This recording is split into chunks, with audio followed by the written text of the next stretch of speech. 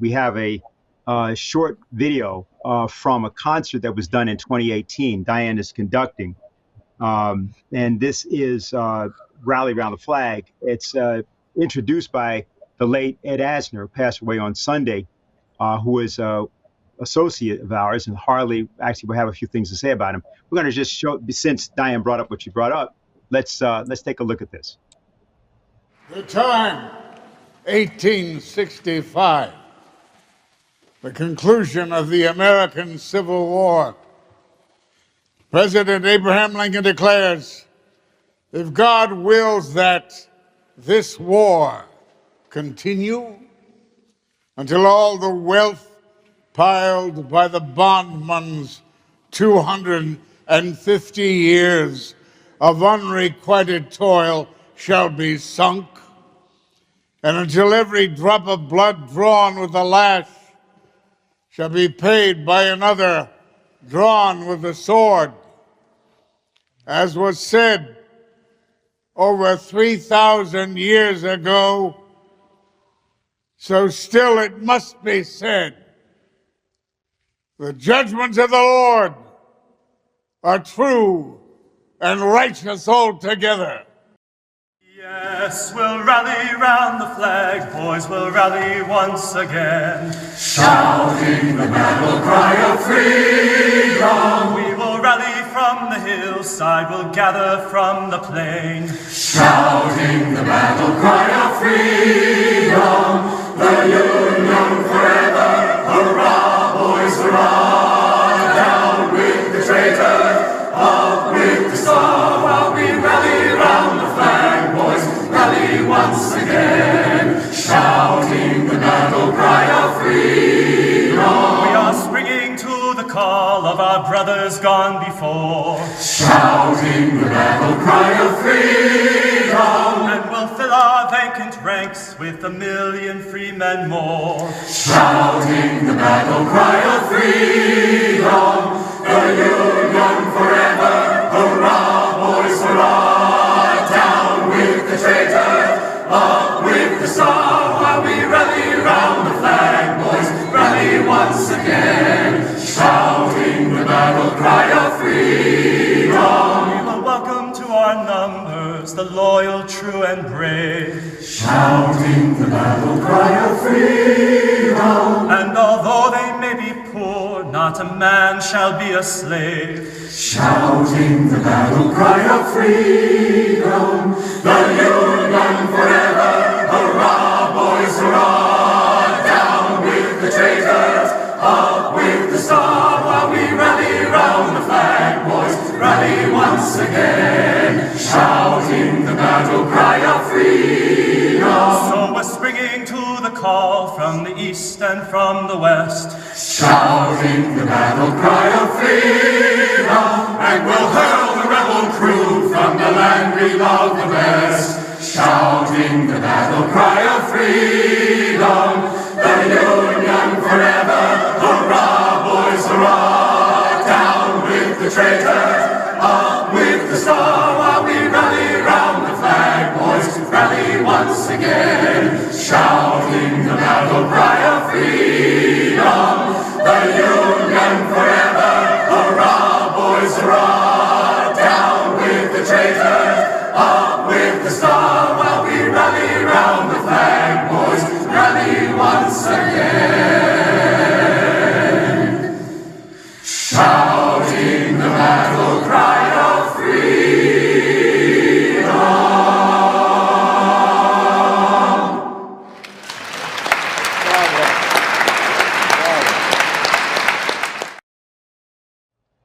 Now we have other questions and we'll be able to take them up, but Harley, why don't you perhaps say something here about our relationship to Ed Asner? Well, Ed exemplified what a citizen should be. He's someone who grew up at a time in Hollywood when people were being thrown in jail and careers destroyed with a blacklist during the McCarthy period. And Ed was just trying to establish himself in theater. He was obviously terrified and frightened, as so many were, not because they were communists, but because they saw the McCarthy era as a threat to the promise of liberty and the ability to speak freely, the First Amendment, right to have your own opinion. This was being threatened by the attack on anybody who didn't go along with the policy of preparing for war with the Soviet Union. And Ed said that this actually caused him for a while to hold his tongue, to not speak. But when he became president of the Screen Actors Guild in the early 1980s, he felt compelled to speak out, and he did. He spoke out against the dirty wars in Central America, starting with what was being done in El Salvador, and then later, what became known as the Iran-Contra. And he paid a price for that. He was somewhat blacklisted. There's some question as to how official it was, but he didn't really have the choice of jobs that he should have had as having been the most decorated television actor of the time. He still, to this day, received more Emmys for his acting on television than any other actor. But he was committed to exposing the corruption involved in Iran-Contra, including drug running, including the role of the Bush machine, and so on. Now, we began a dialogue with him. I met him in 2001, and Jose, if you can show the picture, I had an opportunity to spend quite a bit of time with Ed, and Ed also had a chance to meet with Lyndon LaRouche, and he became a supporter. It wasn't an easy process. There was a dialogue. There were times of great disagreements, especially on the green policy, because Ed still said he thought we needed to do something about nuclear power. But even on that, after an argument with Lynn, he said, well, you know more about it than I do, but I'm not sure I'm ready to change yet. But on a number of issues, he worked with us to expose the importance of getting back to Glass-Steagall, his opposition to the role of the Bush machine in directing the Iraq War and the wars that became the endless wars. And one of the things that he did in that period was come to hear Lyndon LaRouche speak. And there was one time in particular where there was a reporter who was a stringer for the weekly press in California who came to a LaRouche presentation. It was near the Burbank airport. And there were 300 or 400 people at the event. And he was planning on writing a slander against LaRouche, but he was shocked to see Ed Asner sitting in the front row. Why was he shocked? Because the image the media had of LaRouche was that he was a right-winger, and the image they had of Asner is that he was a left-winger. So what was Ed doing at a LaRouche event? And he went up and asked him. And Ed said, well, I found that presentation very interesting, didn't you? And the guy said, but you know, LaRouche was thrown in prison. He was convicted of crimes and so on. And Ed said, yes, that's what makes me more sympathetic to him, because I know the people who carry out these kinds of judicial attacks. That was characteristic of Ed Asner. Now, as he came into his 80s and was in somewhat failing health, he took on a project which partly was related to his dialogue with Lyndon LaRouche. He did a one-man play called FDR, which was based on a play written by Doré Sherry, which was a very significant effort on his part to show how Franklin Roosevelt still had problems physically from polio, but what kind of leadership he provided to get out of the Depression and to direct the nation during the war. And this exemplifies, this play in particular to me, what Friedrich Schiller meant when he said, people with a good classical drama, people go into the theater, or rather come out of the theater at the end of the drama better than they were when they went in. Anyone who saw Ed's performance in FDR felt that way afterwards, that they were uplifted by what they saw. 90 minutes on stage as a one-man drama, presenting the story of one of the great American presidents. Now, just a final note on that. One of the last performances that Ed did was in Purcellville, Virginia. And he came there in particular because he wanted to make sure Lyndon LaRouche could see him perform it. And afterwards, and you should know that in Purcellville and in Leesburg, that general area, there was a lot of attacks over the years on Lyndon LaRouche, especially from so-called Democrats and liberals. And they came to see the play. Imagine their shock at the end of the play that Lyndon LaRouche was called up to the stage by Ed Asner and was embraced by Ed. In fact, I think Ed kissed him on the cheek. That's the kind of courage, the willingness to break with tradition, break with popular opinion, and stick with what you know is right. To me, that's what I'll always carry with me in my memory of Ed Asner. And I have to say, I was very saddened to hear last Sunday of his passing away, but so eternally grateful to have gotten to know him. And I hope that people will have an opportunity through this discussion to come to know what he represented. Harley, we're going to also play. We got something from Robert Beltran, the actor, another associate of yours. You might want to set this up. I think we'll play this now because it's most appropriate. We do have, as I say, a few more questions, and we will get back to them. But if you could say a bit about Robert and his relationship to this process. He does refer to Ed and his own relationship a bit in this statement. But Well, Robert is someone who was having a relatively successful career, from his first movie through his role in Star Trek. I think Star Trek third incarnation. But Robert came to know us during that same period of time and worked with the LaRouche youth movement on drama, classical tragedy. We had extensive discussions with him about it at the time. He did wonderful work with the young people on the West Coast and actually also on the East Coast at times. And through that, Robert and Ed deepened their relationship. Robert had met him earlier, but through his association with us, he and Ed had an opportunity to have more discussion, more work together. Ed got to see Robert in this play that he did, which was an incredible play, Clifford Odets' play, The Big Knife, which exemplifies this question of what happens when you compromise, when you make compromises. And Robert brought out in a very powerful way the ultimate destruction of character that occurs when you compromise. So I think people will find his discussion of Ed very moving. I'm happy to have this opportunity to say a few things about Ed Asner, who was a friend of mine, and I'm honored that I'm able to call him a friend. We met. First time we met was after a screening of a film I did called Latino, which was about the American involvement in the Iran-Contra affair. And afterwards, Ed came up to me and was very kind and very complimentary, and that was my first experience with him. And then later, as he started working with, or at least associated with the LaRouche movement and getting to know Lynn about the same time, I think maybe that I did, which is around 2001.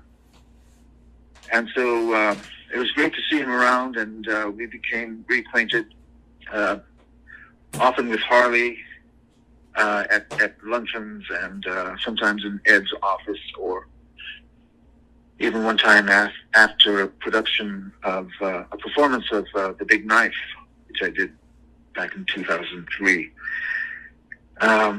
But Ed was the president of the Screen Actors Guild for 4 years, and it was the best thing that ever happened to the Screen Actors Guild. He fought so hard for actors. He fought for their well-being, their health benefits, their wages, and he was eventually ousted. He would have, as far as most of the actors were concerned, he could have been there as long as he wanted to, but I think the producers had a different idea, and they needed to get rid of him, and so they did. and they tried everything they could to keep him from ever coming back as the president, because he was so effective in working for the actors that he represented that voted for him. So we all appreciated that about him. Shortly after he was ousted, I think I can say fairly that he was ousted, the Screen Actors Guild was never the same. It went steadily downhill. The producers got more and more power, and wages went down. And in general, most of the actors suffered because of someone like Ed not being in a position to help out. And so not only was he a great actor, which he was, there's something that you have to understand is that Ed was a great actor, not a good one, not a competent one. He was great in comedy and drama. He once asked me if I had ever been physically abused. We were talking about my stepfather and his father. And I said, no, I was never physically abused because my mother wouldn't let him put a hand on me, my stepfather. And I asked him, were you? And he said, yes, I was abused. My father was pretty tough on me. And I said, well, that's probably why you were so great as the abusive father in this TV program called Rich Man, Poor Man. It was a miniseries, and he won an award for it. He won the Emmy Award. His performance was so brutal, so honest, and it's true for everything that he did, including comedy. He brought a reality that went way beyond one-dimensional. Or he just always brought so much subtext to his characters, even in comedy. And so, 91 years old, he was getting, his knee was really bothering him. One of our best conversations together was, I walked him to his car after a LaRouche Youth Movement conference in Burbank, and we were walking to his car. He was limping pretty badly, and I was trying to help him. And he wasn't too happy about needing help. But the funny thing is that we had one of our best conversations ever. It lasted about 2 hours, and I was worried about him because he was standing. He wouldn't sit in his car. But we had a great time. And so losing someone like Ed, he's irreplaceable. It's very much the same about what I felt about Lynn. They come around once in a while, and you miss them terribly when they're gone, and you just hope that what you learn from them can be used effectively to continue the fight that they fought so valiantly and relentlessly and effectively. And I think about Lynn a lot. I've had Ed on my mind a lot. And I just wanted to leave with a sonnet that I think is about special people like them, like Lynn and Ed. And so I'll just do this sonnet. I think Ed would appreciate it because he loved language and beauty and Shakespeare. And so this is for Ed. When to the sessions of sweet, silent thought, I summon up remembrance of things past. I sigh the lack of many a thing I sought, and with old woes new wail my dear time's waste. Then can I drown an eye unused to flow for precious friends hid in death's dateless night, and weep afresh love's long since cancelled woe, and moan the expense of many a vanished sight. Then can I grieve at grievances foregone, and heavily from woe to woe tell o'er the sad account of fore bemoaned moan, which I knew pay as if not paid before. But if the while I think on thee, dear friend, all losses are restored, and sorrows end. Goodbye, Ed, for now.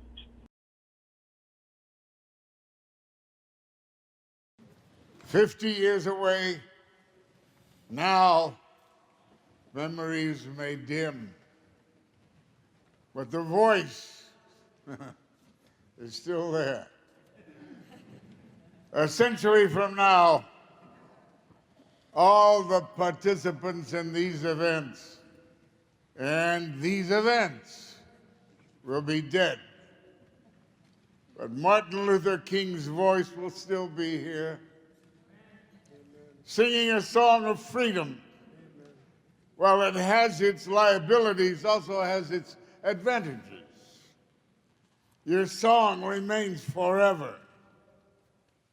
And even if freedom should seem to sleep, that song need only be sung again for the singer to live in the mind and the voice of whoever next sings his song.